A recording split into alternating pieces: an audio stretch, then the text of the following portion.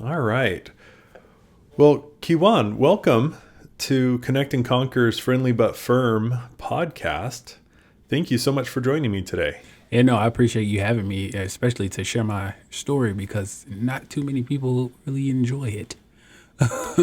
Well, and why would you why is that? Why wouldn't people enjoy that? Well, first off, I've been told that it's old. Secondly, I've been told it didn't matter. Oh, wow. Interesting. Yes, very.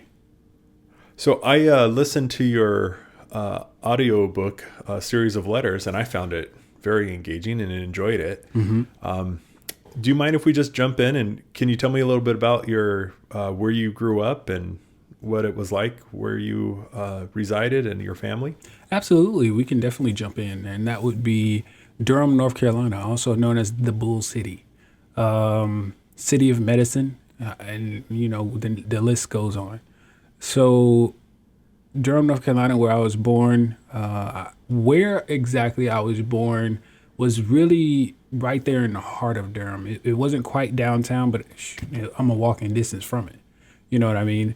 And so the area where I was born was mostly where most of the blacks were when we first, were pushed into that area. So it's really, what do you call it? Culture based.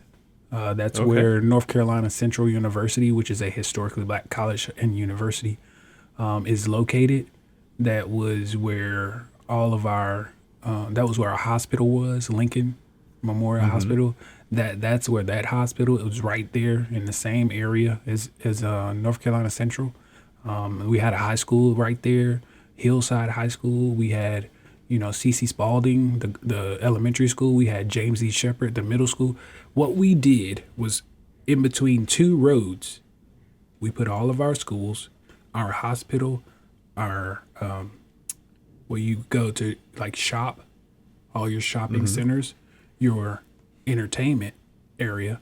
So we have the Hayti Heritage Center. Funny enough, they're trying to take that now. Crazy, right? But that's what happens when you have what they call gentrification.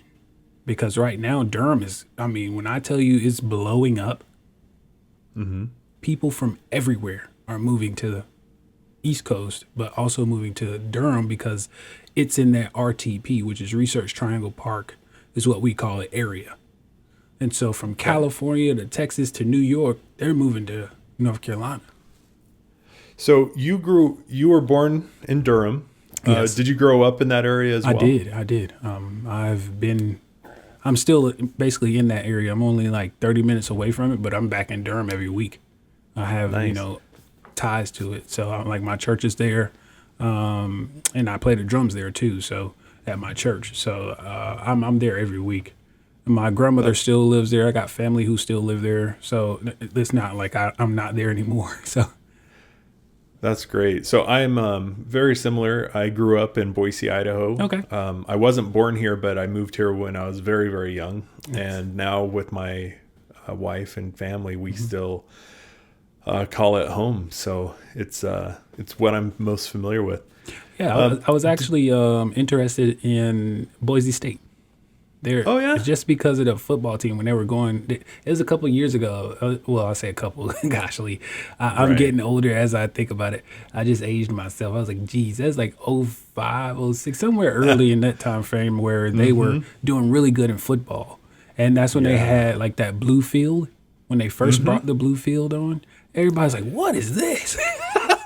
Yeah. That blue field, it's been there for 40 some odd years. Yeah. But it wasn't until they got national recognition for their football team. And then everyone's like, what is going on? Yep.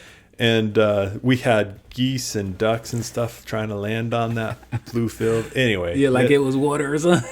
Exactly. Like somebody's playing with me. Yeah. So great.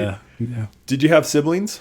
Absolutely. I have for mom and dad side, what do you have? 1, 2, 3, 4, 5. 5 siblings. So that would be 2 girls and 3 boys. Awesome. So you grew up, you excelled in okay, so I'm jumping ahead because I know stuff because I listened to the book. But what was your high school experience like? And when you said you graduated in 2011, right? 2010. Okay. Yeah. 2010? Yep. So tell me how any challenges in high school, but was the world your oyster? Any issues during that time? Well, so the only thing that would have, made me like kind of be, I guess you could say, challenged in high school was if I would have tried to stick to following my brother's footsteps. I mean, granted, yes, I kind of was because he played basketball and football at the school, but since he was so just outside of that range of us going to school together, like he was literally outside of it. He graduated right before I came. He was gone, leaving. You know what I mean? So it was almost perfect. And so, I mean, it might have been nice to see my brother play and I'd be on the same team. But anyway, but so all you heard was, oh, there's Ronnie's little brother. I'm like, hey, listen, my name is Kiwan, okay? Yeah. And that's who I am. And so the other thing was he was way bigger than me. Yeah. Like he was like, my brother's 6'3". In high school, I think at most he weighed about 224 something odd pounds, 220 plus pounds. Me, I was 5'11". I'm 6'1" now, but I was 5'11" in high school and weighing like 160, 165 soaking wet. Oh, wow, yeah. So that's a complete difference.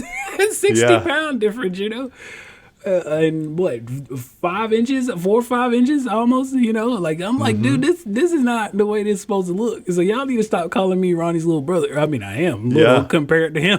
Comparatively, yeah. So that was only the only thing that kind of, I guess you say, held me down as far as people who knew him. Now, when I came into school, not too many people knew him that knew me. Right. Because I kind of hid in the shadows. Okay. It wasn't that I was like quiet. It was just like I wasn't loud either. Sure. You know what I mean? And so when I'm in high school, especially when I first got there my freshman year, man, listen, I'm just trying to figure out what to do. I was like, I don't want to get in any fights. I don't want, like, because I'm not really a fighter. If you push me, yes. But I'm not really a fighter. So I'm not trying to get in any fights. I'm just trying to get to my class. I'm trying to do the right thing. I want to make good grades. I'll always, put academics first. Nice. I mean, yes, I played sports, but academics, to me, I don't know nothing about this NIL stuff. I know nothing about that. So the student athlete thing really was a thing. It was student first, athlete second. That second, yep. Because if you didn't have the grades, you weren't playing that week. Thank goodness for that, because I also, similar, my older brother, Brian, I have 2 older brothers. My oldest brother went to a different school. Okay. But the brother just above me, he was 2 years older than me. We could have been transplanted for one another. I have dark hair, he has blonde hair, but we were literally the same size. Yeah. People would get us mixed up all the time. It still happens today. But he was a ball player, and he was amazing. He was a fantastic basketball player. Nice. I was mediocre. I was okay. But because of my brother, I was given a lot of opportunities that I wouldn't have gotten on my own. Yeah. But they were like, he's got it. I mean, he looks just like him. You got to have something. Maybe we work a little harder with him. Yeah, there's got to be something there. So, but I did as well as I did in high school, because whatever the minimum was so I could play is what I did. I did not excel at all. And so I'm so grateful that they had the minimum. Yeah. Because otherwise I would have just been like, I didn't care in high school. As an adult, totally different.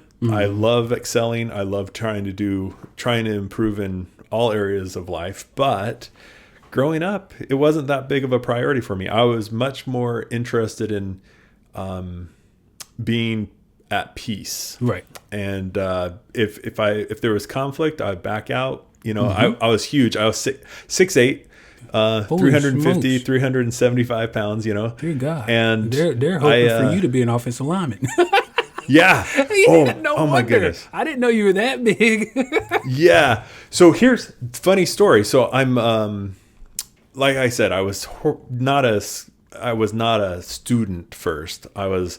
But I had gone through life. I had a very, very thick, horrible speech impediment. Oh, okay. Where it delayed my ability to read and thus delayed a lot of other things. Well, all the teachers, I was so nice. Teachers would be like, hey, you need to do this or you're not going to pass and you're going to get held back. And I was like, okay. Well, the first time they moved me on without me doing the work, I was like, oh, I see how this is, maybe it was subconscious, but Yeah. I just figured that I could nice my way through school. Yeah.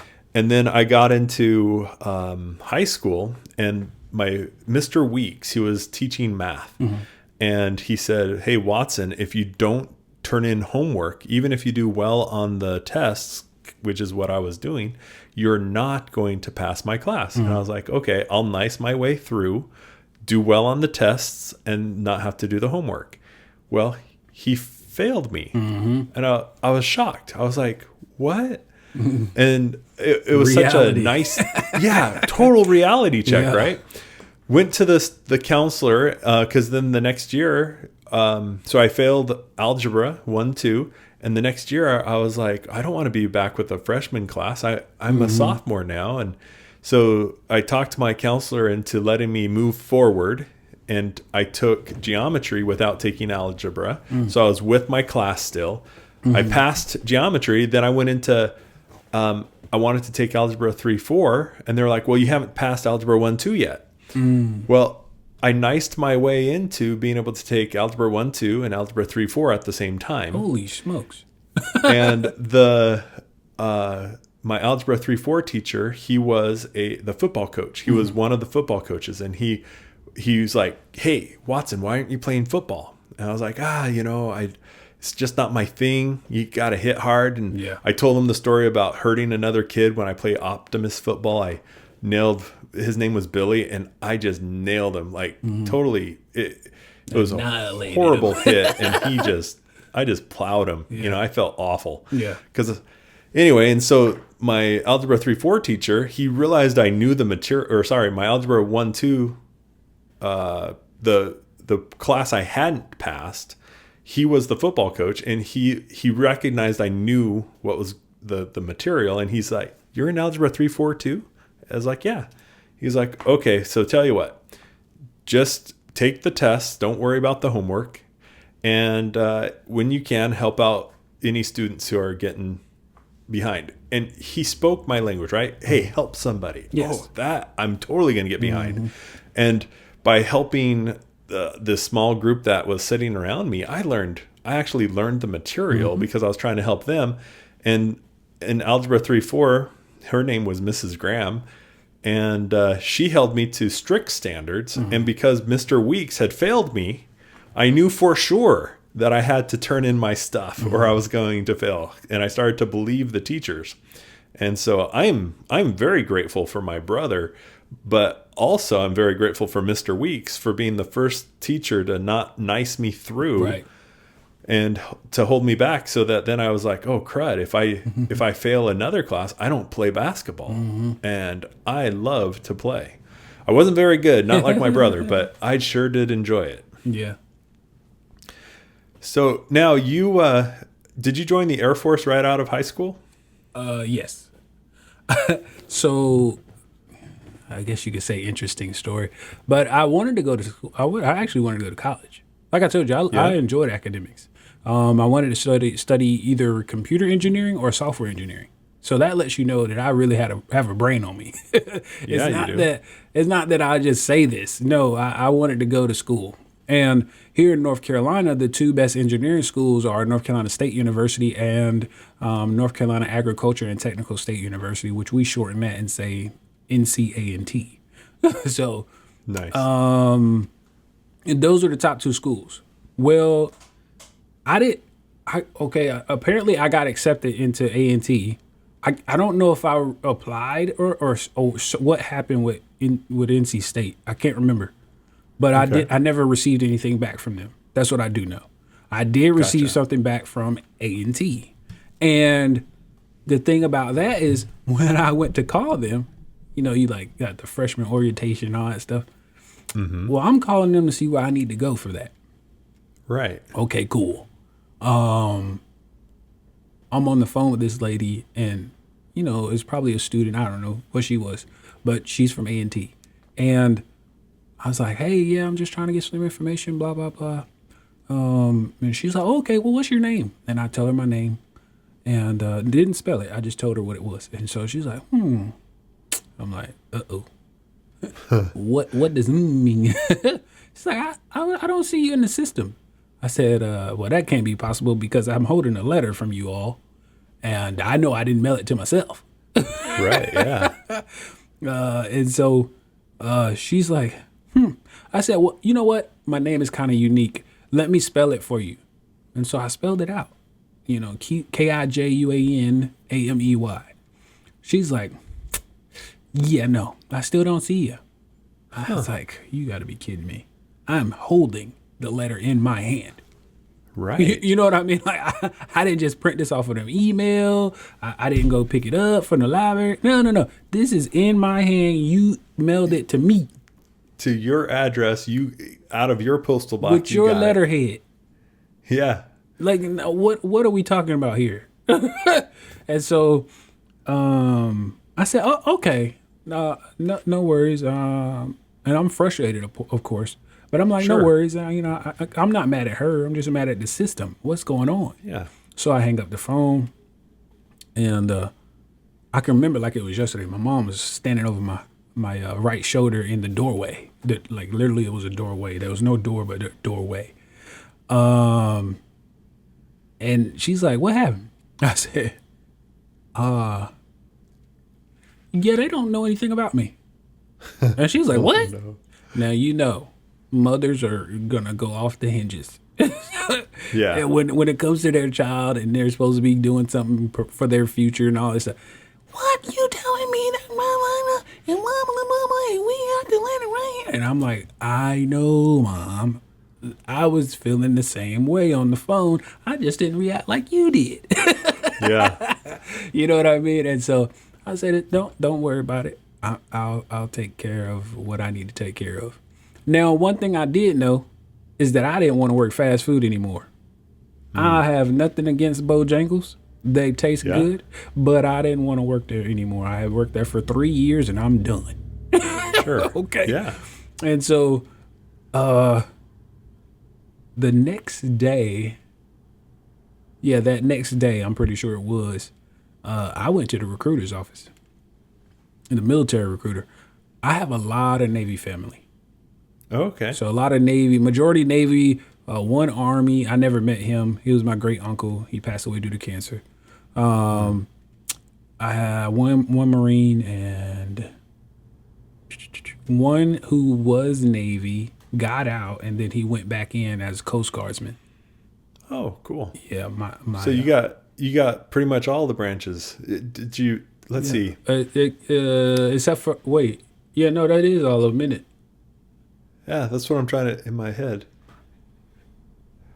Oh, Yeah, now I that's all of them. have military songs going through my head. That's all of them. That's all of them. Okay, And so, cool. because then I come in with the Air Force, me and my youngest brother, he's still serving. So, anywho. How much younger is your younger brother? 12, is it 12 years?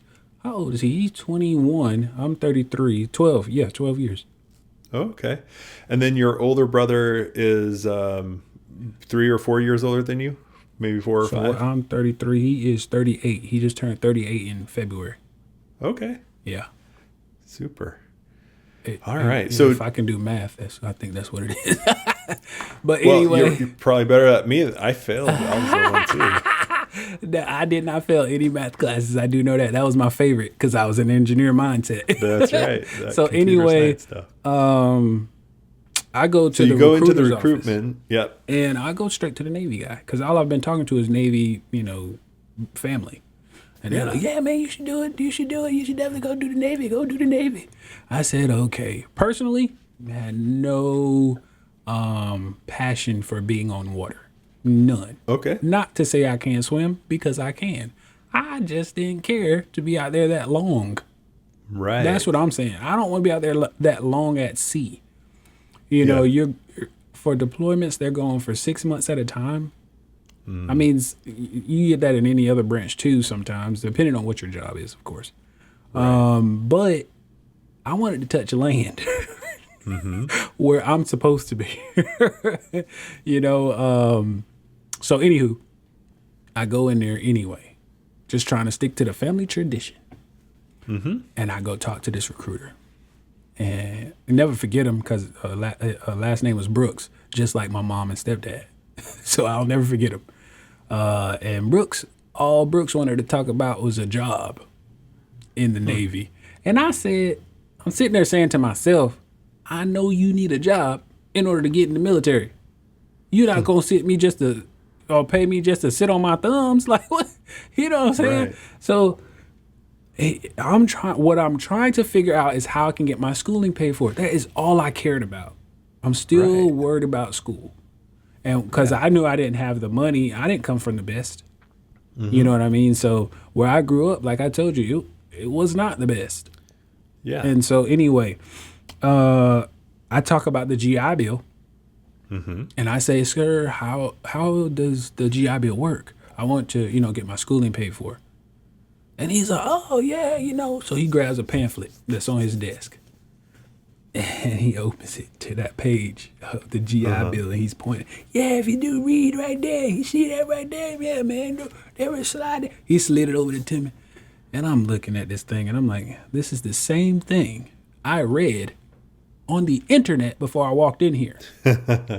Yeah, not any more information than you already gathered yourself. How does it work, Does it sir? work? Yeah. That's what I need to know.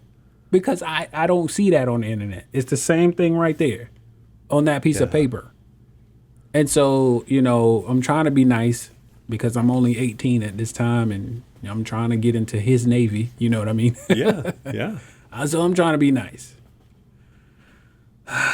He continues talking about jobs.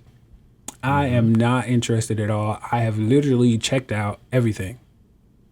Because what my question has not been addressed. Yeah. It's kind of been glossed over. How can I utilize the benefit of the GI Bill so I can get the schooling that I desire to get? I'm willing to sacrifice, but don't give me the paragraph of, hey, you get the GI Bill. What is it? How do I know what it is. How do I utilize it? And what's the minimums? What's the maximums? What can I do with it? Well, it's more so, don't give me the, hey, this is what we need from you. No. I need y'all to give me what I need. I know what I have to do for y'all. Yeah. I need you to give me what I need. Because once I sign on that line, y'all own me. So what do I get in return for y'all owning me for 4 years, 6 years, whatever it is? What do I get? Right. There needs to be some trade-off. You know what I mean? I don't want this to be a lopsided relationship. And so when I talked to all of my family members before ever stepping foot in his office, they all told me they don't buy into no BS. They try to do you like, you make sure you go the other way. I said, oh, I got it. Y'all know I'm not dumb. Right. I'm smarter than the average bear. So anywho, but Brooks wasn't answering my question. Never once did he answer it. He addressed it by pointing at a pamphlet. That's how he addressed it. There you go. Okay, I got you. I'm leaving. So I pull out my phone. I said, oh, snap. I forgot I got to go pick up my sister. And he was like, oh, that's okay. So take that pamphlet with you because I know you wanted to know about the GI Bill. And, here's my card. You think I want to talk to you? Yeah. Oh, okay. Yeah, man. I'll get back to you. I'll get back with you. There's a trash can right beside their door. That's where that pamphlet and his number went. And I don't even care who saw it. I dropped that sucker right in there. Bloop. Yep. Walked out of their office, made a quick left, made a quick right, And I'm going into the Air Force recruiter's office. Didn't even leave the building. Huh. Did not even leave the building. And as soon as I walked into their office, on the wall, it said, it was a pennant on the wall that said Community College of the Air Force. Oh. Uh, Yeah. I said, well, that might be a good clue. Oh, let's go on in here and talk to somebody, because I don't see nobody sitting in here. I hope somebody's in his office. And so I go in and I make a right, because it's like a wall there that you couldn't see around. So I go in and make a right, and there stood both of them. Like, they weren't in their office typing on their computer. No, they were standing there facing each other, talking to each other. And I was like, I think this is a good thing. So then they look at me, and I'm looking at them. And they looking at me, and I'm looking at them, and they looking at me, and I'm looking at them. And they're like, can we help you? Mm-hmm. And I'm like, oh, yeah. I think I want to join the Air Force. And they were like, oh, we can help you with that. Come on in. And so even that moment right there was completely different from what the Navy recruiters guys did. Mm-hmm. It was almost like, so one was more welcoming. Hey, yeah, come on in. The other one was like, you want to be in the Navy? Get in here. Like, you know, so I go talk to Staff Sergeant Davis and sat down at his desk, and he makes me take a practice test after he asked me a couple questions, of course. Hey, so what did you do in high school? How was your GPA? Blah, blah, blah. Did you play any sports? That's awesome. You know, it's like, so he can see, he's like, yeah, I can see you kind of fit. So, you know, I figured you played sports. Yeah, that's awesome, dude. Do you want to be in special forces? No, I don't want nothing to do with that. I came to y'all for 2 reasons. I want to know how to get my schooling paid for, and I want to fly. Oh, nice. You know, listen, ain't no point in me joining the Air Force if I can't fly. Yeah. And so anyway, he's like, well, I need you to take this practice test. I said, okay. So I sit down in their office, take the practice test. I scored 50, and I had never scored a 50 on a test before. And so now I'm feeling bad. Sure. Because to me, I just failed. Yeah, 50. Yeah. Then I said, hey, Staff Sergeant Davis, I'm done. He's like, okay. So he comes out of his office, and he was looking. He's like, whoa. And I was like, dang, is that bad? Like, yeah. He's like, hold on. And so he goes in his office, grabs something out of his little file cabinet, whatever you want to call it. And then he comes back in there. He says, here. And I take it, and I said, ASVAB for dummies. I'm not a dummy. Like I looked at him, I'm not a dummy. What is this? Yeah. And he was like, no. It just breaks everything down a little more in detail. That's why they call it ASVAB for dummies. I said, oh. He's like, you're actually right at the minimum of what we accept. I said, a 50? He's like, yeah. I was like, so is that good? So, you know, he's like, that's amazing. He's like, you should see some of the guys that come in here and take this test. It's like they're like 18 and 20 on the score. Oh, yeah, you know what I mean? He's like, that's why I said, whoa, you know? And so anywho, he says, I want you to study that for 2 weeks. And I mean, study it. Don't play around, because we're going to get you out there to take the real test. I said, okay. Nice. Get me to Raleigh to take the real test. I said, okay. So I go take the test. When you take the real one, you don't get to see the score immediately. That goes back to your recruiter. It doesn't go to you. Okay. And so I think like maybe a couple of days, maybe a week goes by. And then I get a phone call from my recruiter, and I look at my phone and say, Staff Sergeant Davis. Hello? And he's like, when can you come in? And I was like, what do you mean? He's like, to see me. I was like, tomorrow? He was like, I'll see you tomorrow. He just hung up the phone. When I get to his office, he's like, sit down. And I said, okay, what happened? Did I do bad? Like, he's like, no, I'm sorry. I don't mean to frighten you. I was like, thank you. Because that's all I know right now is you telling me to get here. And he's like, dude. And he slaps these like 8 pages front and back on his desk. And I'm like, what's this? He's like, these are all the jobs you qualified for. Sweet. And I was like, what? It's like, y'all got that many jobs in the Air Force? He was like, yeah, but not that many people qualify for them. And you did. And I was like, yes. Cool. And so he had already been highlighting. That night, he went through highlights. All the jobs that he thinks I should do, you know. And so anyway, go ahead. So you ended up choosing boom? Or so it's the correct technical name for it is in-flight refueling specialist.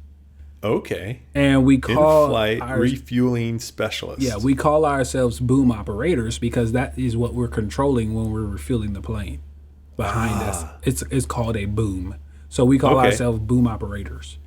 And for what reason did you how'd you land there and why? Because he showed me the video of it. And I said, that can't be real. Yeah. Listen, that is an amazing job. And that's the only place you can do it is in the military. You can't do it as a civilian. Gotcha. And so when I saw that, I said, there's no way that's real. He's like, oh, yeah, it is. So you have one plane flying. Yes. And then why don't you describe it? Because from, I'm not in the military. But it's so bizarre. Yeah. It's like the fact that it works boggles the mind. Yeah. So you're in the big plane, the other plane comes up underneath, and somehow, some way, you get fuel from the big plane into the other plane. And I say the big plane. Yeah. Why don't you talk us through what that's really like, right? Yeah, because, you could say the big plane, but there are bigger planes that come to get gas from us. Oh, really? Yes. That's awesome. Like the cargo planes, like C-17 and the C-5 are absolutely bigger than us. Oh, man. That's incredible. So the video I saw was just a fighter. Yes. Obviously. The fighters are definitely smaller. Yeah. So the plane that I was on, we call it the KC-135. It is a Boeing 707 body frame. They did so many modifications on this thing to make it work.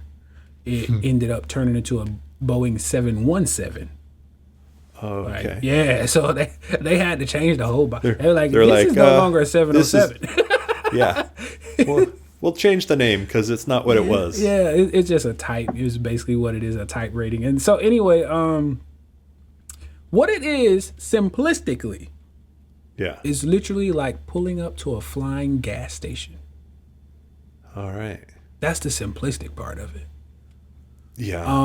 And so that's where all the magic happens in the air at about, I don't know, from an average of 20,000 to 24,000 feet. Yeah. Up in the air, so you're not going to see it with a naked eye from anywhere down here. Gotcha. You're going to have some kind of binoculars, telescope, something, and actually know exactly where they are because it's hard to pinpoint that in that sky, unless you have some amazing system that can find planes and stuff like that. So so what I saw was there were two different types. One kind of had like, I'm going to call it a drag hoop. We call that the drogue. The drogue. Okay. And from my, no knowledge perspective, it looked like they just kind of lowered that down. It started to, it kind of stabilized itself being pulled behind the refueling plane. What we other call plane, it is it goes into the slipstream. Oh. So that's how it gets that smoothness right into, that angle of flowing down. Gotcha. And then the other plane kind of moved up to it. Yep. And then somehow, what was weird is you could tell there were some kind of adjustments going on. I couldn't tell from where because I have no idea. And then all of a sudden, it just kind of sucked into that, or it pushed into that nozzle. And then after a little bit, it pulled itself out and left. Yeah. It was fascinating. Yeah. So what were you doing? What was your responsibility as a boomer? My responsibility was the refueling. Okay. So I controlled everything in the back. Everything in the back. So it's not like an automatic thing when it hooks up. fuel doesn't start to flow, do you have to turn that on? Well, I mean, yes, there are things we turn on. It's it's automated when our systems talk to each other. Okay. There's the boom system, and then well, depending on what kind of plane it is, it can be the URC system, which is universal air refueling system indicator or something like that. I can't remember. It's something like that. But anyway, there's a toggle that when the boom is inside of the receptacle, there's a toggle that gets depressed to tell their system, all right, we're ready to take fuel. Gotcha. And then it sends a signal right back to us saying, they're ready, send it on. Gotcha. And sure enough, there's when the magic happens. If I didn't have on headphones when I'm refueling and it was quiet enough in the back where the boom is actually laying, where I'm laying, I would be able to hear the fuel going out the back of the plane. Oh, interesting. There are 2 fuel lines going past my head. Like so, and they're going underneath me to like go out of the plane, and you can see them like they're labeled. They're labeled on inside the plane, and they're like metal fuel. Metal is they're probably about that big around. Okay. And it's 2 of them now going past me. Now hear me clearly. The bigger planes, they can take on about 7,000 pounds per minute. Per minute? Per minute. Holy moly. Yes. That's moving a ton. Exactly. Wow. I wonder what that does to the ballast. Yeah, we have to calculate all this stuff. The CG, which is center of gravity. Sorry. I'm so used to acronyms. Yeah. So center of gravity, what you're taking off, you can't make sure you don't, offload more than you're supposed to, because you still got to make it back home. Oh, interesting. All of that stuff. And there's also the capability to reverse air refueling. What? I'm not lying. What? Yeah. Holy cow. So that'd be like you pulling up to a gas station with a full tank and you're like, I'm going to empty half of this out because the gas station needs it. Is that? I'm going to cipher gas. Okay. That's hilarious. Yeah. So, no. So what it is, whenever reverse AR is like a last minute. That's the, not last minute, last resort. Oh, that means our plane is about to go down and we need fuel. Okay. To get somewhere. And so it's not like they need to lighten their load to land or something. No, they could just dump that. Yeah, you can dump fuel. Our planes can dump fuel. Huh. But if we're taking it on, it's because we need gas to get either out of a hostile territory where we can't land, or we're not going to make it somewhere. Literally. Gotcha. Like literally going to make it. Because we don't have parachutes in my plane. There's no what do you call it? Bailing out. That's what we call it. There's no bailing out of our plane. You go down with that sucker. Yeah. They got rid of that back in I think it was either the 80s or the 90s. You want to know why? Why? They said the parachutes weighed too much. Oh, so by getting rid of the 40-pound parachute or whatever it weighs, 20 they're pounds. able to have... What? For a parachute? It was 20 pounds a piece, man. And it was only 4 on there. I guess that's 80 more pounds of fuel, but I don't tell me how much of that. a difference that makes. That, you know what I'm saying? Like that's what we were getting at. Tell me how much 7,000 pounds per minute, and you don't have 80 pounds of parachute. I tell you, that's interesting. But it's okay. I didn't have to go through parachute training because I don't think I wanted to. I really didn't want to go through parachute training. I barely wanted to go through water survival training. So, right. But okay, so you're doing this. Did you like riding motorcycles? Was that a passion that you had, or were you just kind of casual about it? So I used to ride dirt bikes when I was little. So part of my growing up. Yeah. Before Durham was so what it is now, like all these people and all these buildings and malls and literally skyline or sky rises, all this stuff that they're building now, there were some country areas where you could go Okay. ride in the woods.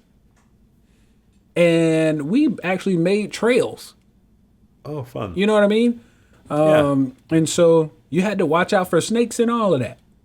You know, like Yeah. that's where you got to be careful. You know? And, Yep. and bears and all that stuff. Yeah, so now where that area was is now a mall and car lots. Fully Or not developed, car lots. yeah. Yeah, car lots. Mall and car lots is what that is now. Gotcha. I'm like, my childhood gone. Yeah. You know what I mean? Gone. Mm-hmm. Because somebody had money. Yeah. Do you know what's funny? What's that? So I grew up on the outskirts of Boise. Okay. And my buddy, his name was Josh, and they had a farm. It was a dairy. They had a dairy operation and all these acres. Well, so I grew up, and we would go there, and sometimes we would cut across this field to get to his house, and it was just open fields. And anyway, I ended up moving back to that area, and I lived in a subdivision that used to be his farm. Wow.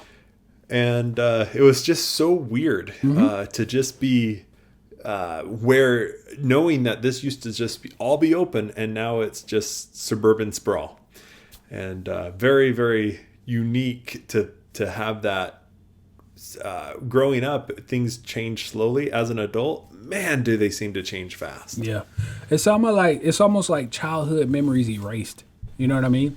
It's sad, first and foremost. But when you think about like you ever seen like a clip of like a time lapse of how Yeah. things changed over the Yes. years? That's basically what you look at. And I'm like, Gotcha. this would be crazy if I was able to look at that and see how things processed and developed. Trees were cut down, all this built up. It would be crazy to look at that stuff. But yeah, that's how I grew up. I grew up riding dirt bikes, in the country, and then when I got older, of course, I saw motorcycles, and some of my friends, they would ride motorcycles, and I'm like, that seems cool. What? I was kind of, I'm not even going to, front. I was nervous at first. Like, I was Yeah. like, do I want that much power at the flick of Yeah. a wrist? You know what I mean? Because I can get kind of, knuckleheadish. Do I Sure. want that much power at the flick of a wrist? I mean, I can understand it at my foot, but at the flick of a wrist, I don't know if I want to do that. So I made sure I took the rider's course, the courses that they That's have. And I was stationed in North Carolina at Seymour Johnson, and at near the base they had a Shelton Harley Davidson that taught the course.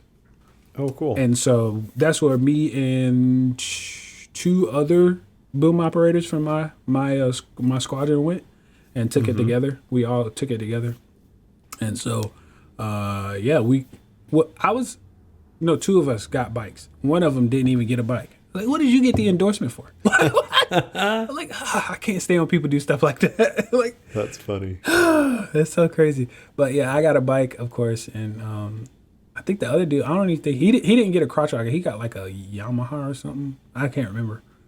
Yeah. Yamaha Roadstar or something like that. I can't remember. But anyway, I was 3 years into riding when I had my accident. So it wasn't like I had been riding for Okay, years you and weren't- years and years. Yeah. So I was still kind But of you also weren't completely novice either. Well, as far as mindset, no. But as Okay. far as being on the road, yes. Because when you're good riding dirt distinction. bikes, you're in the. We were literally riding grass, dirt, mountains like that. We weren't on the road. Right. You know what I'm saying? So now That I'm makes street legal with other cars, trucks, semi trucks. That's nerve wracking if you can't handle it. Sure. So- yeah. And why don't you describe the accident, what you know, and I recognize you might not have all the details firsthand, but they told you stuff afterwards, what happened. Why don't you just share what happened? And, maybe we should have brought this up earlier. You're still impacted by that accident. You're visually impaired person, a VIP. Yeah. So yeah, I'm a VIP for life. for life. Yeah, man. So May 5th, 2017, what some might call Cinco de Mayo, I call my new life's journey. Mm-hmm. And so that's where, also, like I said, I was in the Air Force active duty for 4 years, and then I Palace Chase, which basically means you didn't complete your active duty commitment, but they're going to add it on to the back end of your reserve commitment. And okay. Yeah, that's really all that means. And so as I'm doing my reserve commitment, this would be where I also would be going to school full time to get my degree, because I wanted to commission and become a pilot, and you need a 4-year degree to do that. And so I was studying computer information systems with a specialization in systems analysis and integration. Awesome. Which is basically a long way of saying, hey, you know how to code. Yeah. And so then I also created my own business. So Amy Motivation is not my first business. Okay. It's actually my second. And the first one I had was Kiwi Enterprise. Yeah. So remember we talked about Kiwi Enterprise before, the call. And anyway, that was where I would do website design and management, social media marketing, and photography. Awesome. And so the reason I bring that up is because on that day, that's what I would be doing on my motorcycle. I was out, getting ready to go and take some shots for a website that I managed. Mm-hmm. Well, that's not a problem. I can do that. But the problem lies where from my apartment to the place where I went to go take these photos was only a 10-minute ride. Okay. And for motorcyclists, that's not long at all. Right. You basically just sat down. Yeah. And so I'm like, I got to find somewhere to go. And I'm thinking in my head, I'm like, I could go to the lake. And so that's what I do. I rode out to Jordan Lake here in North Carolina. And there's a nice little dock that I usually go sit at. And it wasn't the first time I've been there. I always used to go there, by the way. And basically like a routine visit. So nothing felt weird. Nothing felt out of line or out of pocket, nothing. So I'm just thinking it's a normal day. And I go there. By the way, if you purchase my book, Don't Focus on Why Me From Motorcycle Accident to Miracle, you will see on the front cover that backdrop is Jordan Lake. Oh, okay. That is exactly where I went to sit. Oh, interesting. Yes. And then that motorcycle on there is Nina. That was my bike. Ah. Yeah. I named her Nina. And which is a Kawasaki Ninja ZX6R for those who are familiar with bikes. Anyway, I made it to the place, to the lake. And then I'm like, well, I got to go to work that night. I had to actually work for the military that weekend. Mm-hmm. Okay. So I am sitting there, and I mean completely zoned out, by the way, to say the least. I love meditating and all that stuff when I'm out there. So I'm zoned out. And then a car goes flying by on the highway that I was sitting right beside. And I'm like, oh, snap. What time is it? Uh-oh, gotta go. So I got back on the bike, took off, and headed down this highway, 751, which is only a 2-lane highway. It's one of the back country road highways, basically. Sure. So it's only 2 lanes. The lane I'm in and the lane coming past me. Well, in North Carolina, we have these really tall trees in those woods. Yeah. And they're alongside the road. And so only time is like cut back where you can see and have a lot of visibility is where there's an intersection, driveway.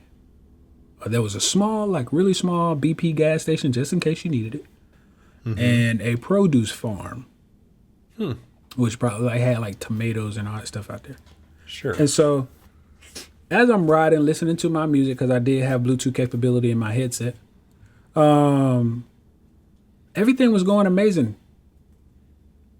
until it wasn't. And that's when this silver Honda Accord would pull out in front of me, and that's based off of the police report. And that's what I would do. I would end up hitting him because he pulls out in front of me. I'm running 55 miles an hour, and if you think motorcycles stop on a dime, you would be right, but it's not. It's not a good reason that it stopped. Yeah. Two that's reasons. Terrible. Yeah, that two is reasons terrible. happen. It's either you hit something or you laid that bike down. That's why they stopped on a dime. Oh man. So, after impact, honestly, literally impact, I know nothing Okay. until so you're I wake out. up. You're unconscious. Yeah, until I wake up June the 6th, and I told you my accident was May 5th. So a month and a day? Medically induced coma. Oh man. Countless surgeries. Yeah, and in fact, in the book that you referenced, "Don't Focus on Why Me," which is it's available on Audible. Everyone who knows me knows I read with my ears. But by the way, whoever you got to read it for you, his voice, man, that is so nice. I picked him. Did you? I did. That's great. Yeah, I had 4 people audition, and I picked him. He was actually the last guy too. I almost gave up because everybody else sounded nowhere near as good as him, and I almost was like, I'm not listening to anybody else. Like, I was gonna pick the first guy, and he sounded like he should have been narrating Star Wars. Okay. In a dark galaxy far, far away. Like, that's how he sounded. You know what I mean? Like, no. And then the last guy I listened to, I think he irritated me the most, and that's why I almost didn't listen to the last guy, is because when he was reading, he sounded like he had drunk a whole entire Monster and three cups of coffee. Oh wow, yeah. He was like bouncing off the walls. Yeah, and then on the mountain. I was like, listen, time out. Who chose that guy? Yeah. So yeah, thank you, by the way. Well, you bet. And so it is available Audible, and in there you talked about how people who essentially you were having surgery while you what did you call it, medically induced coma? Yes. Is that yes? You were having surgeries so often that it was not uncommon for people to be there to support you, and you wouldn't be there because you were in surgery. Yeah, or they would be coming to get me for surgery when somebody came to visit. Yep. Somebody be coming to visit, and they'd be like, well, he's got to go. We got another surgery to do. So my son, he broke his femur, and you broke your femur plus your tibia, fibia, a bunch of vertebrae. Did you tell me a little bit more? I am medically infused from L4 to T2. Oh wow! In my spine. Right femur, left tibia, right fibia fractured, and I have a screw in my right foot. Okay. But I also have 2 metal plates in my head. No, I don't think I caught that. I must have missed it when I was listening. I got 2 metal plates in my head, and my jaw was broken, so they had to wire it shut. And then as you can see, you see that scar right there? Yeah. That goes all the way across the top of my head to the other ear. Oh, interesting. Because they had to relieve this swelling on my brain. Gotcha. Mm-hmm. I got a lot of things going on. Yeah. So lot of legs, vertebrae, head injury, and the head injury ended up causing blindness. And at a while, go ahead. Yes, and also I believe the face shield from my motorcycle helmet.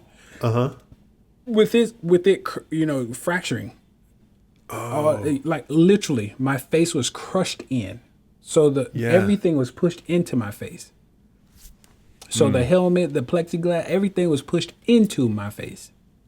Gotcha. So if I'm picturing this is so graphic to imagine. Yeah. You're riding 55 miles an hour relative to the car that pulled out in front of you. That is 55 to 0. That is, you stopped with your face. Basically. Because you're on a bike. Basically.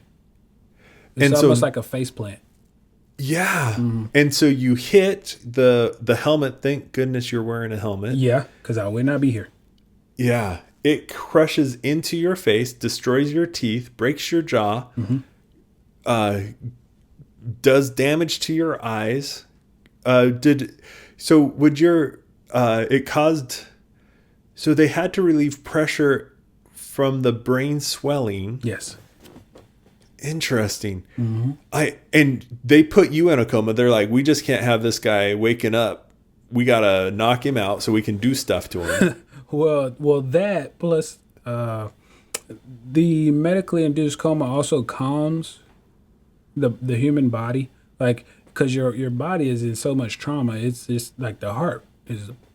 It's going crazy. Yeah, So all the auto stuff is like something's wrong. Yes, we gotta do something, and it just is. Now it's in panic. It's in panic mode. Yeah, so that also calms you down. Okay. So it slows the heart rate and everything to allow them to do all these surgeries. First off, because you would also, if they start doing surgery on you, bleed out. Oh yeah, because everything's pumping, the pressure's up. Now in the book, it mentioned that you were still responsive to stimuli, even though you weren't consciously trying to be apparently responsive. Apparently, Yeah. And the only reason I found out about that is because I was with one of my friends one day, and they said, "Hey, we were just riding somewhere. I think we were going to get something to eat or whatever." And they were like, "Man, let me tell you about this one time we came to see you at the hospital." I'm like, "Uh-oh, what happened?" And they were like, "No, man, we were in the room talking to you, and we couldn't understand what you were saying, and you kept asking for Tiffany's phone, and you yanked it out of her hand, and next thing you know, you're texting on her phone." And we're like, "What is he doing?" And you handed it back to her. He said, "Man, you might have missed like 2 words out of that whole text thread." Wow. I couldn't see. I was unaware that I was even texting, but yeah, I'm doing this. Oh man. Power of the subconscious, okay? Yeah. There's an old book. I think it's from the 70s, 80s, somewhere in there. It's called Psycho-Cybernetics. Yeah. And the idea is, hey, just like you described in your book, at night, you don't need to turn on the light to find your way to the bathroom, right? And if you're reaching for something, you put your glasses off to the side of your bed. You don't need to see it. Yep.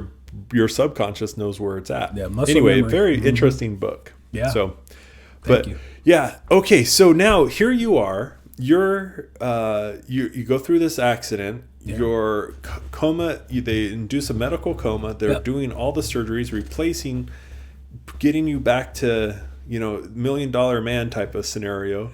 Mr. Potato I love, Head. by the way. Say that one more time. I said, "Mr. Potato Head," putting me All back the together. parts. Yeah. Tell me a little bit more about your uncle and his role in your recovery. So that was a unique case, man, because at that moment I was at one of my darkest times, and that was like the depression, suicidal thoughts, and I just kept going back and forth in between the two, the depression and the suicidal thoughts. And once I started feeling that, I was like, "That's not Kiwi. It's like something else is going on here." Now my uncle, he's a pastor. And, I didn't think to call him at first. It was actually me trying to ask my grandma. I'm like, "Grandma, I need some assistance. I need help. Like, what can I do?" She's like, "Just pray." And I'm like, "I've been praying." Like, it's not helping right now. I need something that has to change. And she was like, "Well, I don't know what else to do. Like, just pray." And then she goes back in her room, because I was staying with her at the time. And she says, "Why don't you call your Uncle Vercel?" And I was like, "Well, what can I lose?" And that's literally what I said. What can I lose? I'm looking for an answer, searching for an answer. Might as well try it. And so I did. I called him, but it was like 8 at night. I'm like, he might not even answer the phone, Right, yeah. So he answers the phone. He's like, "Hello?" And I'm like, "Hey, Uncle Boo." And I said, he's like, "What's going on, Key?" I said, "Well, right now, a lot." He's like, "What you mean?" And I said, "I'm not in a good space right now." and I really need some help. He said, you know what? Hold on. I'm on my way. And I thought he was going to ask me some questions over the phone. No, at that moment, he got up, put some clothes on, left his house, his wife, his, everything, and came straight to me. He did not wait until the next day. It was the same exact day. Yeah. And I'm thinking he's just going to come over and talk to me, sit there in the room and chat with me, so I'm just chilling in some shorts and a t-shirt. Yeah. And he gets there and he comes in. He's like, hey, man, put on some clothes. I said, huh? He's like, yeah, we're going to go for a ride. I said, oh, well, okay.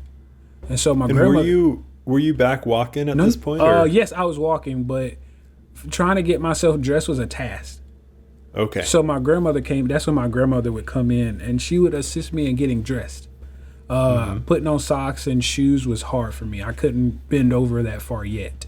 Now I can. I have no problems with it. Except for sometimes when I'm leaning over too long, it hurts my back. Gotcha.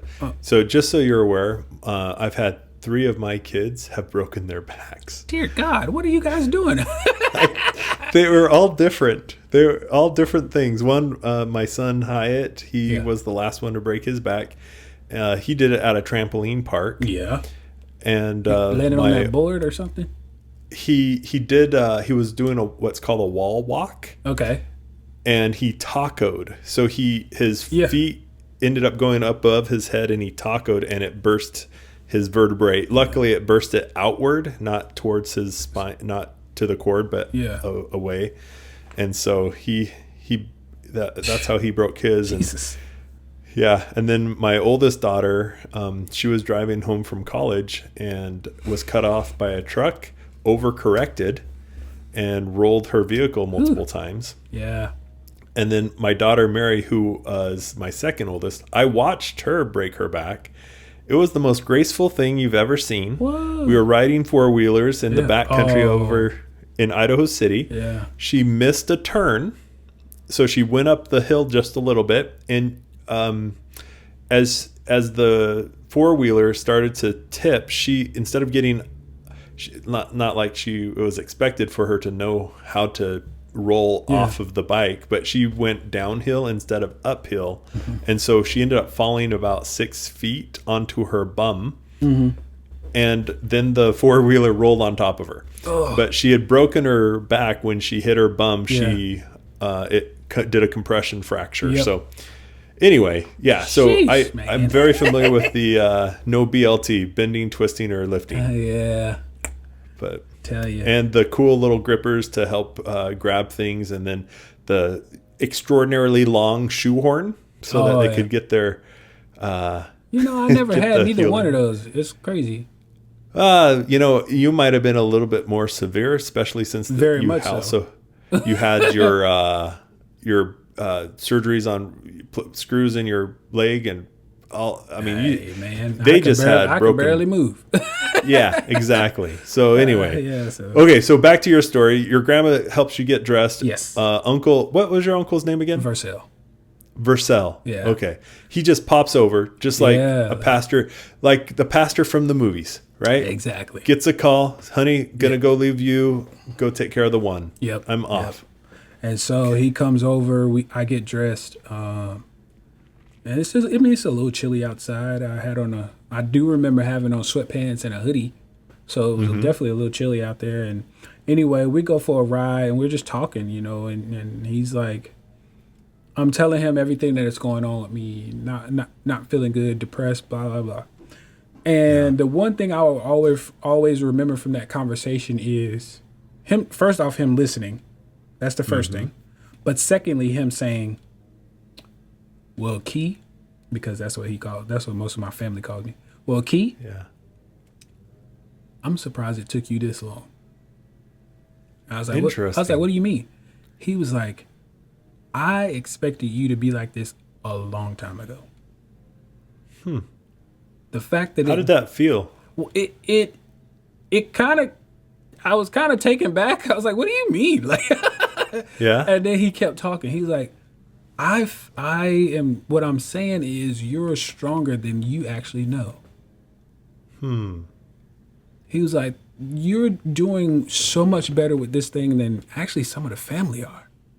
And he was like, we're not the ones living with it every day. You are. Yeah. He said, man, I sit back and I admire you. And every time I think about you and what you've come through, how you're able to walk again, man. He's like, come on, man. He's like, just the things that you're doing. It's so inspiring. It's so amazing. And listen, when I tell you he's not just a pastor, he knows how to pour into you so that you can feel like you can do this. He knows how to do it. It's a gift for real.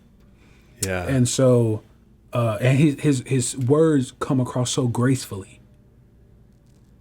And so that was just what a lovely way to describe that. Yeah. His words come off so gracefully. So you're in turmoil. You're suicidal, going from suicide ideation to depression, back and forth. You reach out to some family, and they have the answer that they have, which is keep praying. Yeah. And then one of them mentions, "Hey, why don't you call your uncle?" Yep. He comes over, and he says, "Hey, I'm shocked that you didn't have this before. What you've gone through. You obviously are stronger than you even realize, because you should have been experiencing this before. Yeah. Now," and then he just starts pouring graceful words into you, and in such a way that it's accepted by your. Can you talk a little bit about how it felt to have someone express that type of faith? So how do I put this? The confidence in you as your strength when you're not feeling it. Was there any? Did you have to acknowledge it? Was there some denial where you're like, I don't think I'm as strong as he thinks I am? No. So what it was it took me out of those four walls that I was stuck in. Oh, okay. So the mind tends to get, it'll put itself in a box if it feels like it needs to be, or wants to be, shall I say. Okay. When I got outside of that house, I felt like I was like, I'm out. I'm free. Like my mind is actually working again. I'm having to think because I'm talking to him, versus dwelling on the negative. I now have to figure something out about positivity. I'm riding with a positive person. So I have to be able to, convey what I'm trying to say to him so that he understands. Like the things started opening up versus being closed in. And this is the only thing I'm thinking about. Right. So him saying those things actually broke through is what it kind of did. It's just like, how you shatter a glass. That's basically what it did. It broke that glass. Hey, let's get out of this. Gotcha. So he changed your environment, got you out of the house, which that's a technique that, so my son was suicidal for 3 years and had a couple attempts, and, it was one of the nicest suicide notes you could possibly imagine. It was horrible, but I am so grateful that he's still alive. Yes. And doing so well. He's actually serving a service mission right now. Where he goes around and he helps choirs and different school things with sound, and he helps disabled kids study the gospel, and he's just doing great work. But at the time, I remember a lot of our conversations when he was in the lowest of the low, it was, hey, let's get out of the house, and we would go for a ride, and we just talk about things, and we'd go get a adversity pie is what we called it. We'd go to the Sherry's, and I remember the first time we went there, we ended up ordering every single type of pie, a single piece of every one on the menu, because he said, I don't know what I like anymore. And it broke my heart because he couldn't get out of those four walls that you were talking about. Yeah. Didn't know what he liked. He wanted his life to end. And so we got every single piece and we tried them all and we rated them. And so now we know which type of pie we actually really love at Sherry's. But the listening to you talk about your uncle coming over, getting you out of the house, breaking through that glass, was it a straight course out of that, or did you have some ups and downs afterwards too? Well, I mean, I still have moments. And the reason I have the moments is because of how I was pulled out of the life that I was living. I literally feel like I was yanked out of it. Yeah. Because I go from, living the life of being in the military, going to school full time and having my own business, of course, my personal life. But all of that, I literally was pulled out of it due to one accident. And the next thing I know, I'm waking up a month later. Right. Like, just think about that. You know what I mean? So no transition. None. Just gone. There's no transition period. There was no gradual loss of eyesight. Right. By the way, I did wake up blind. Oh. So what I see now is the exact same thing I saw as soon as I woke up June 6th. Wow. You know what I mean? So it's one of those things where you're just like, holy crap, how do I deal with this? Yeah. At the beginning, when I was in the hospital, everything was okay. And what I mean by that is because people were coming to see me. Yeah. And I will advocate for that forever. If you ever have anybody who's ever been or is in an accident, some kind of surgery, in a facility, whatever it might be, go see them because they want to see you. Yeah. They really do. It actually brightens their day. And that's what it was for me. It was uplifting. It was encouraging. It was also a moment for me to share with you what I did today. Yeah. Oh, man, y'all won't believe how far I walked today. Oh, man, y'all won't believe what we did in PT today. Oh, man, y'all won't believe what I did in occupational therapy today. And that was what I enjoyed, telling how far I've been, my progress, everything. Yeah. And so I always advocate for that. Even now, I advocate for people to, come by, see me. And it's funny because people be like, man, I be seeing you on social media and I feel like you just everywhere. You all over the place. I said, that's when I come back. So whenever you see all these pictures, I'm back now. I'm not physically there. I'm back. Yep. And I said, I never post something of where I am because of security reasons. Sure. That's that military mindset. Yep. I don't tell you where I am until I come back from where I was. There you go. And so the other thing is, dude, just text me. If you want to know where I am, just text me. It's not hard. By the way, I've had the same phone number since I was in middle school, so don't say you don't have my number.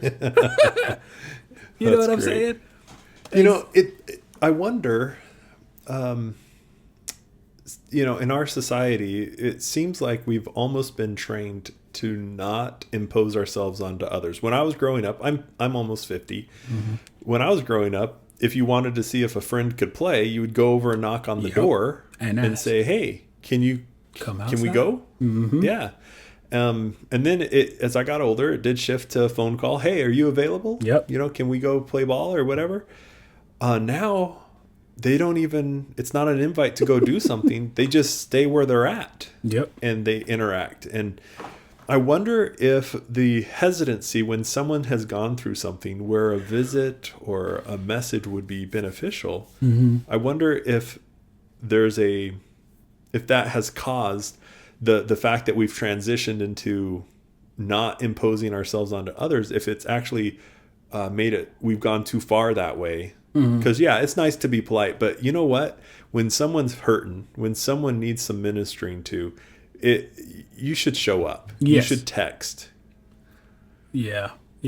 I would rather you call me or come see me. And I mean, texts are cool, but they're not personal. Like they're so impersonal nowadays, and also you can miss I'm not gonna say miss. There are so many ways that text can be interpreted, and that's the part Yes. that disturbs people sometimes. They're like, "You said what you say to me?" All I said was, "Wish you well." you know, like, you know what I'm saying? Like, and so it's almost like people think you're blowing them off, and things can be misinterpreted. And I don't want you to misinterpret. You call me if you think if I said something wrong, and I will correct everything. Yep. That's I don't have any problem with that. There's a comedian. His name's Ryan Hamilton. Okay. His special, I think, is still on Netflix. It's called Funny Face. Anyway, this is actually, I'm skipping ahead, but he actually was it is almost like what would be a very funny accident for a comedian to be in. And he was in that accident for real. He was on a bike hit by a bus. Oh, geez. Okay. Yeah, terrible. And I haven't seen him since perform, but he I died? hope he's okay. Yeah, but in his Netflix special, he talks about that texting and where the person adds a period, and he's like, you turned me down. You said no, but why add the period? That's hurtful. Kind of like what you're saying, the text isn't transactional, it's a broadcast, and you have no idea how they're going to take it. It's almost like saying a sentence and they can mean two different things. One could mean one thing with a period, and one could mean another thing with a question mark. Yep. You know what I mean? And so I don't know. I try to tell people like well, first and foremost, communication is key. It always has been and always will be, forever and ever. You know what I mean? And so as long as we feel like we're disconnecting, which the pandemic kind of, I think, sped that up. Yeah, I agree. I felt so disconnected from the world because everybody just went into their own little corner, man. And I'm like, this sucks. Yeah. And so I love being around people and traveling, and when I couldn't do that, it was hurting me. Yeah. So yeah. So tell me a little bit more about. So I know you're a motivational speaker, and what are some of the favorite things that you like to talk about? Give us just a taste of some of the messages you enjoy sharing with different people in different circumstances. Because I know that you've done the one-on-one. Yeah. I also know that you've done thousands. So tell me a little bit about the what messages are closest to your heart and which ones you like to share most with people. Well, I'll always share about overcoming adversity.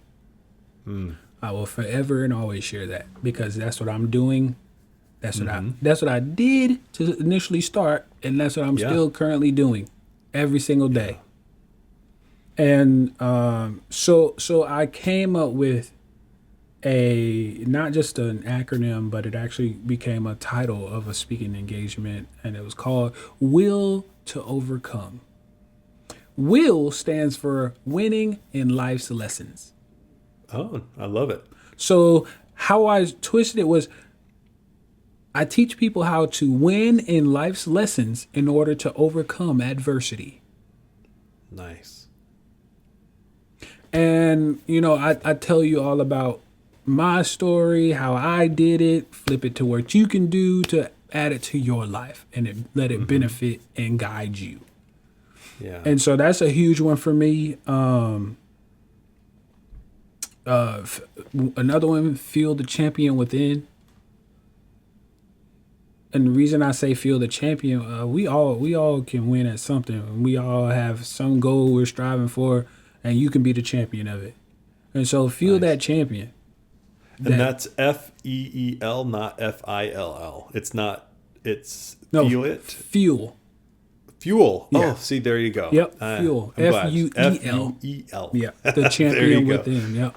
So Fuel I want you to feel it, because if you fill it up, guess what? It's ready to go. Yeah. And then that way I kind of like that idea. Because in the military, that's kind of what you were doing. Yeah. The champion. I do a little play on words here.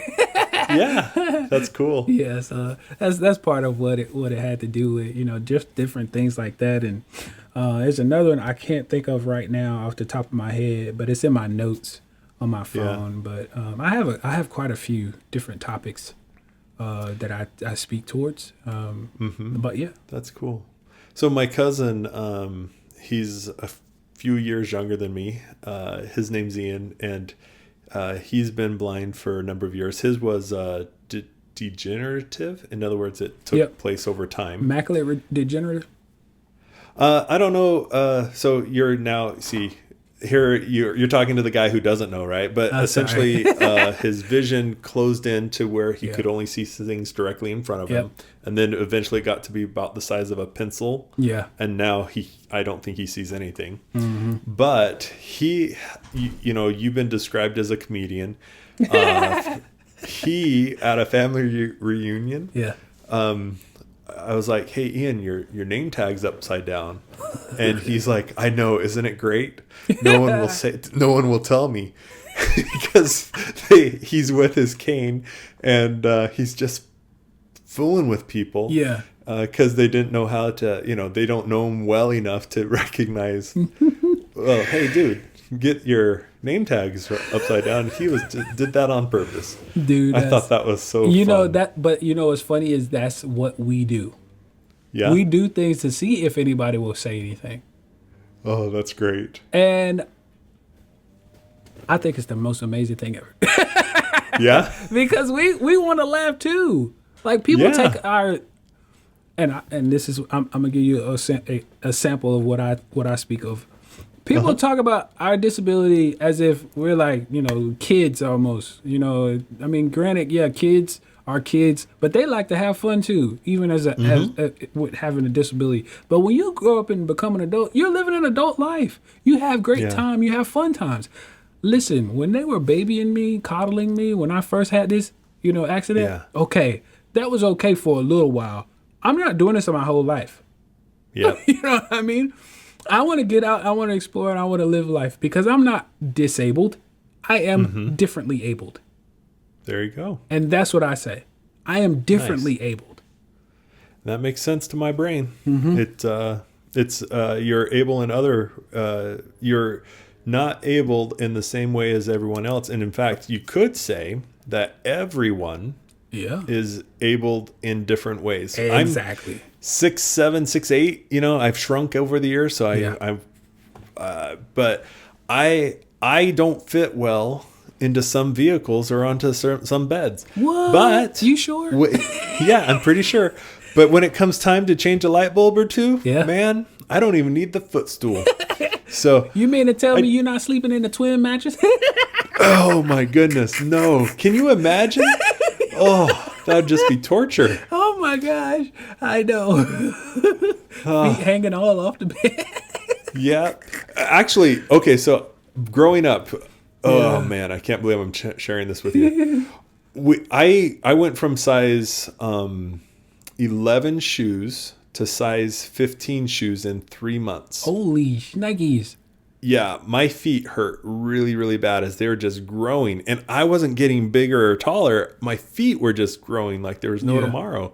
They were trying to prepare your body, prepare you for what your body was about to do.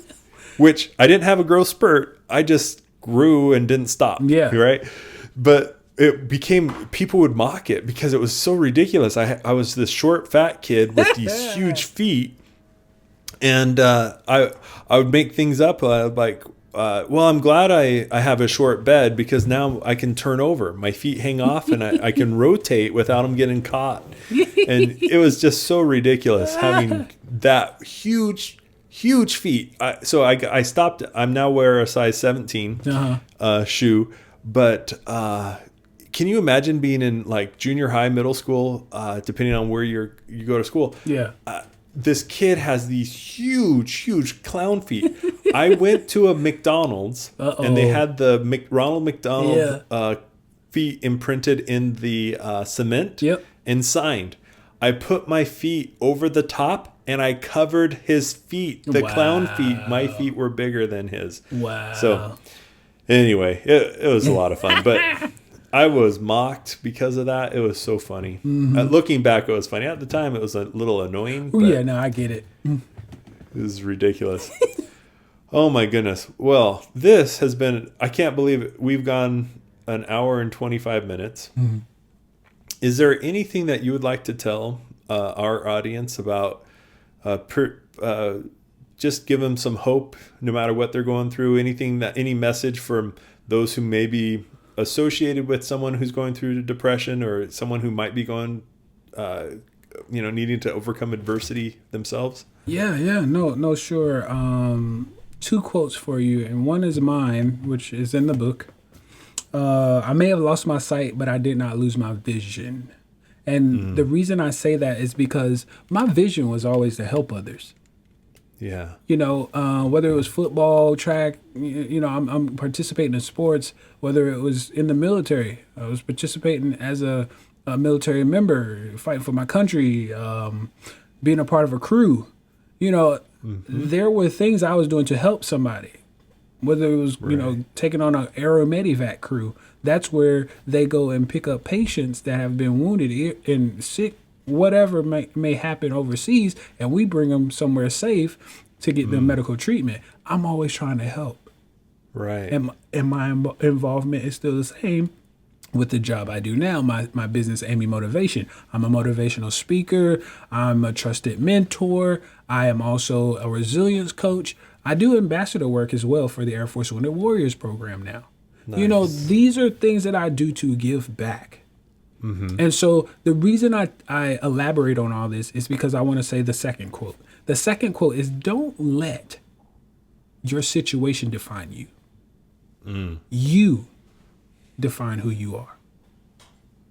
Nice. I think that's a great place to end. Thank you so much. Oh, yeah.